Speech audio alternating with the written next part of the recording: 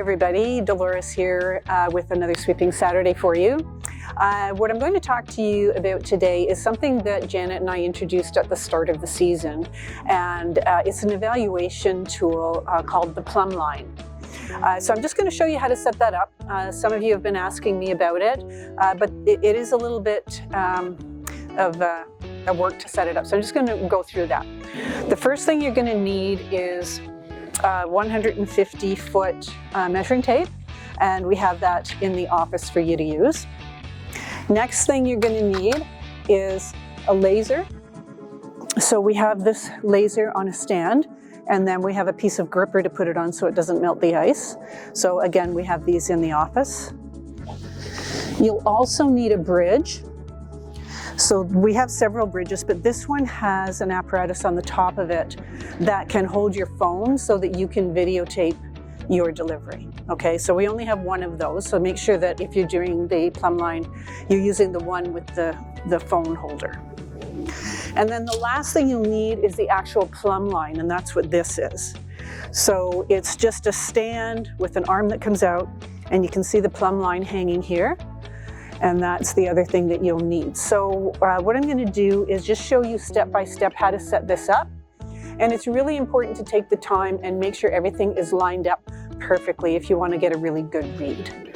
Okay, so we'll start there. So step one in setting up the Plumb Line is determining what type of shot you want to throw. Do you want to throw an in turn? Do you want to throw an out turn?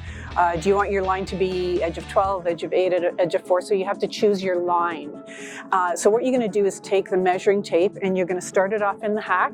I've got it here set up for a right-handed curler, starting from the middle of the hack, and I've got it extended all the way down the sheet to the other end on the edge of the 8-foot line. So that's the line that I'm going to set the Plumb Line and the laser and everything up on in order to practice my delivery and record my delivery on that line. What you can do later after you do that is change everything to the other side if you want to record your in turn. And you can make that adjustment as many times as you want. Step number 2 is to set up the Plumb Line. So I've got it here with the Plumb Line. It's a weighted line right over top of the yellow tape. So make sure that you take the time to get that lined up directly over the tape. It's going to be kind of moving a little bit, but make sure that that's set up directly on line. This is really important. The next step is to set up the laser. And like I said, I've got a piece of gripper to put on the ice so that the bracket doesn't melt the ice. And I'm going to put this laser right on the edge of the 8-foot where I've got the yellow tape. I'm going to focus it on the middle of the hack at the other end and make sure that it's on the striking band of the rock. If it's too low, it's going to create a green line on the ice, which could be distracting for you. So try to get it either on the striking band or slightly higher.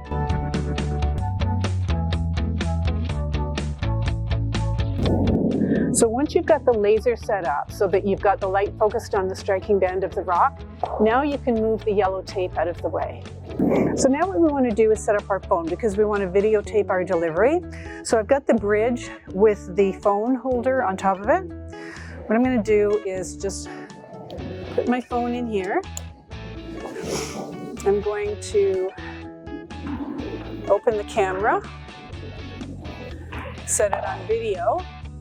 I want to make sure that everything is lined up. So I'm just going to use this blue dial here and move my phone so that I can see it's lined up perfectly with the Plumb Line and the laser. So now everything is lined up really nicely. Now, if you're doing this on your own, what you would need to do is come down to the bridge, start your videotape, go back to the hack, deliver the rock, and then come back to the bridge and turn the video off. If you are using an Apple phone and an Apple Watch, you can use your watch to start and stop the video. So I've got my watch here.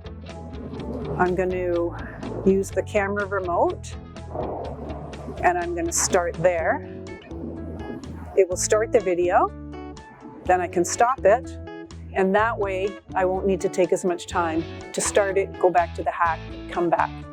If you're working with a friend or a teammate, you can have them start the video while you throw the rock and then trade places, and you can start the video and stop the video when they're throwing.